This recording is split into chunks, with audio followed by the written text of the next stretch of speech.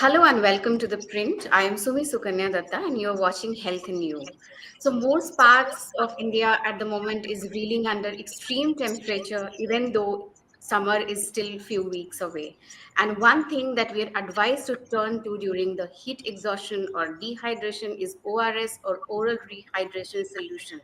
But most of the options that we see in the market might not be the good one for you and can actually be harmful. To discuss everything around this issue, we have with us today two very special guests, Dr. Sivaranjini Santosh, who has been campaigning around this issue for the last many years, and Dr. K.V.S. Kumar, who is the Secretary of Endocrine Society of India.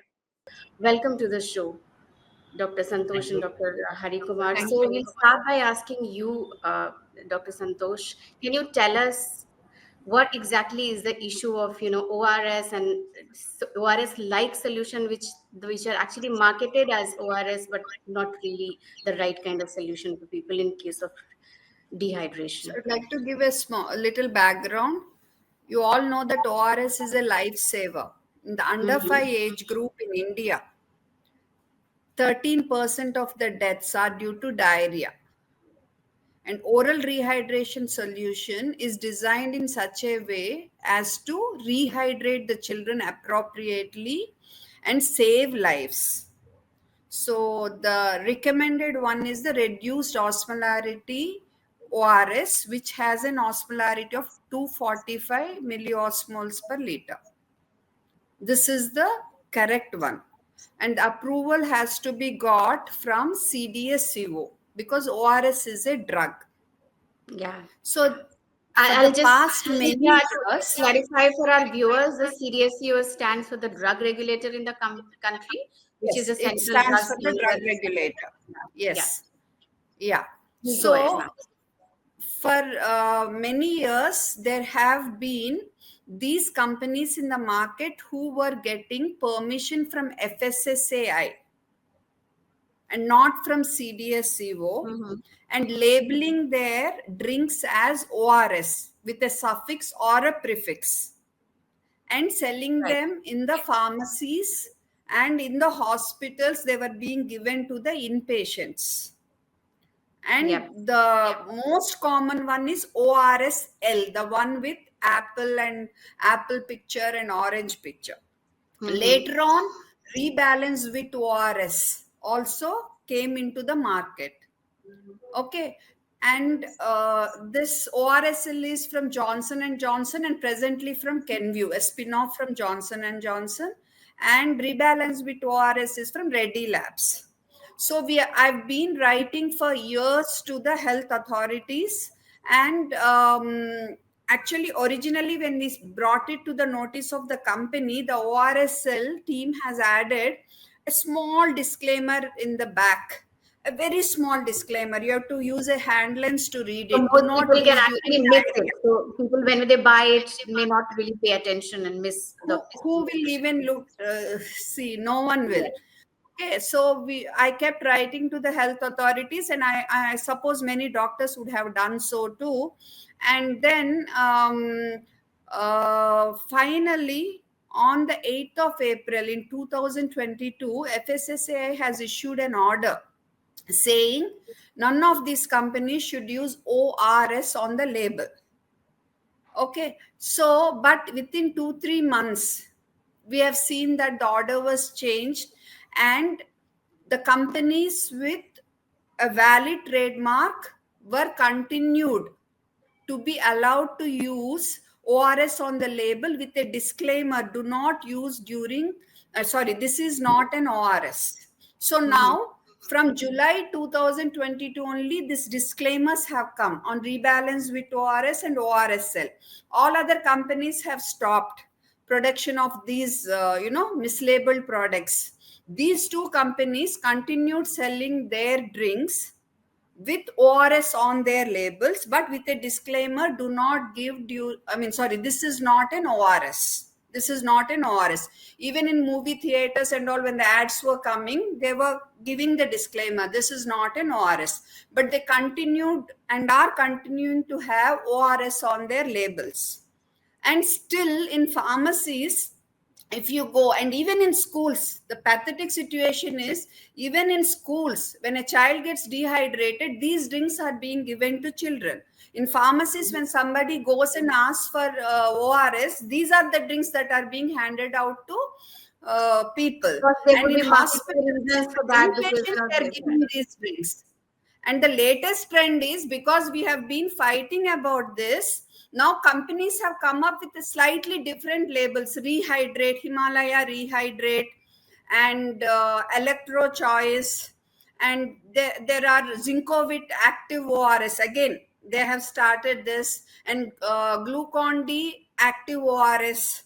So all these have, they started marketing their products as good products for rehydration, but these drinks have high levels of sugar, anywhere from 5 times to 10 times the one recommended in WHO recommended formula ORS. So all these drinks are likely to worsen diarrhea and worsen dehydration and the related complications, and this should not be allowed. Yeah. So very descriptive, comprehensive description of what exactly is happening there. I would like to draw you now in the conversation, Dr. Kumar. So, what are the regulatory lacuna here that do you think that these companies are taking advantage of, and also how is your society trying to sort of address this issue? Yeah, thanks for bringing this up, and we wholeheartedly support the efforts of Dr. Sivaranjini for the greater good.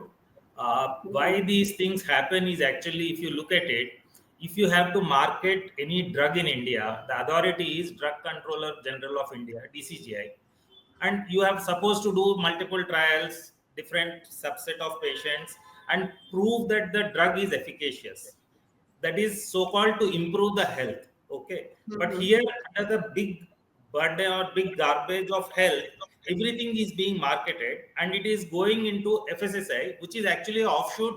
It still works under the Ministry of Health, but it's a statutory body, and their mandate is actually to look at the food.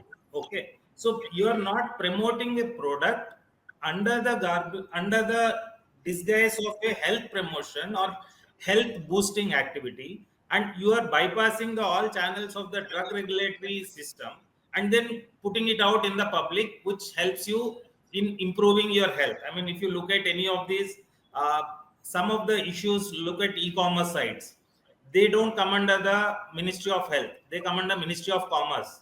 But Yeah. if I make a product in my backyard and go to Amazon and put it on there, and it can go out as a health booster or a vitality booster or a immunity booster, now there is nobody who is going to check this.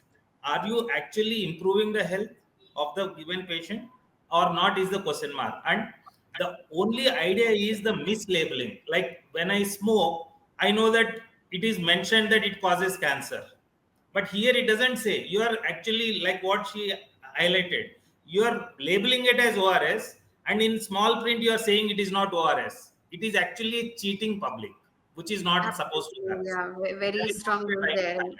Yeah. Yeah, Dr. Santosh, you mentioned about, what happens really. But for the benefit of our viewers, could you also explain briefly what exactly is the harm when we take in terms of, clinical or medical harms that patients can experience, children can experience, elderly can experience when they have these drinks instead of the right ORS formula recommended by the World Health Organization?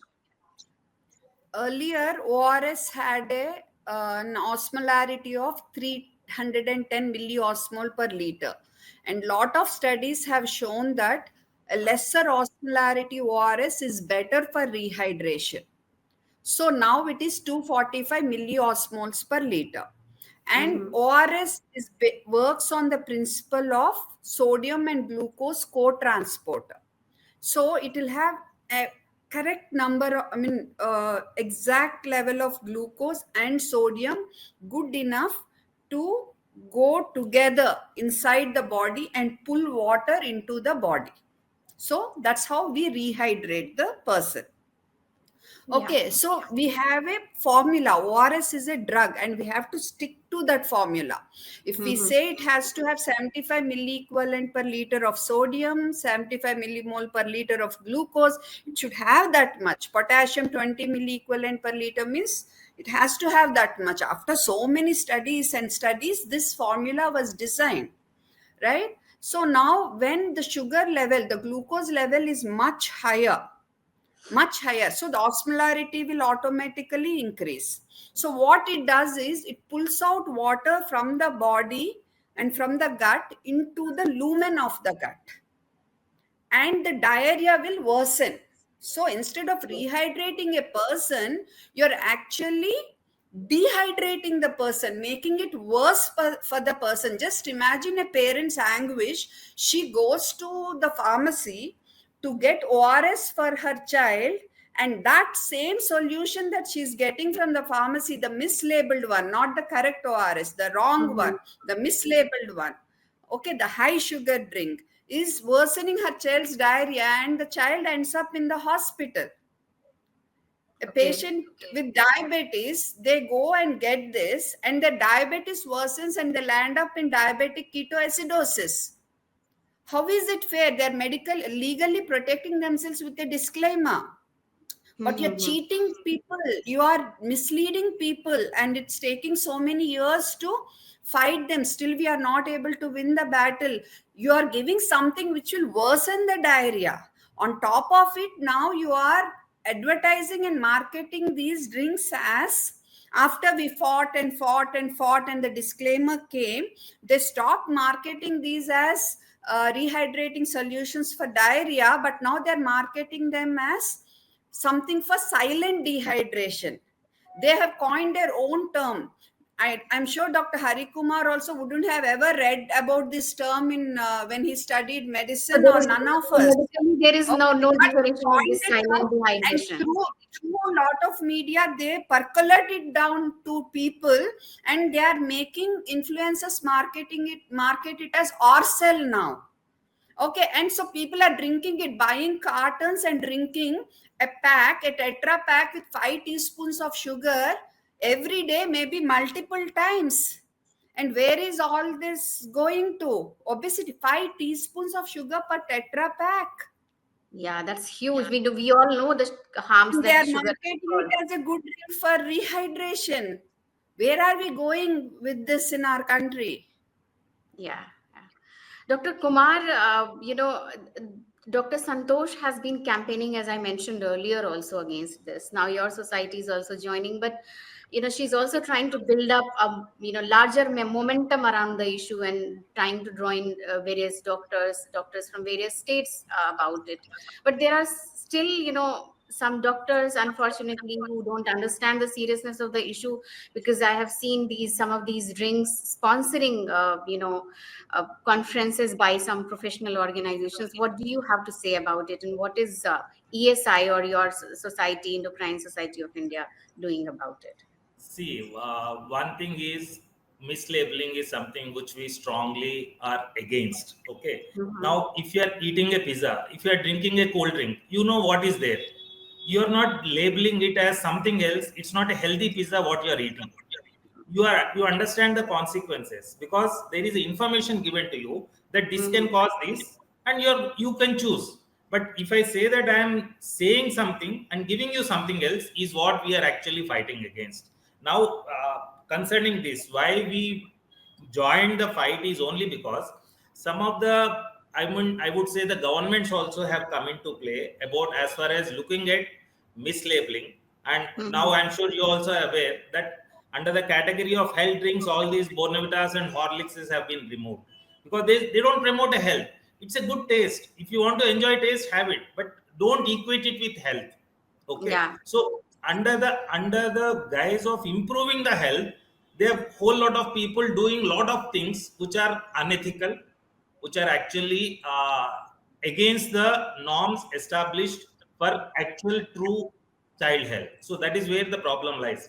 If you look at some of these so-called energy drinks which are there in most of the schools, most of the outside the thing, they all contain caffeine, and you are trying to give the caffeine in a much higher quantity to the kids and make them addictive to all these energy drinks, so that the nature actually suffers, and they are the ones who will land up with a lot of problems in 20s and 30s age group.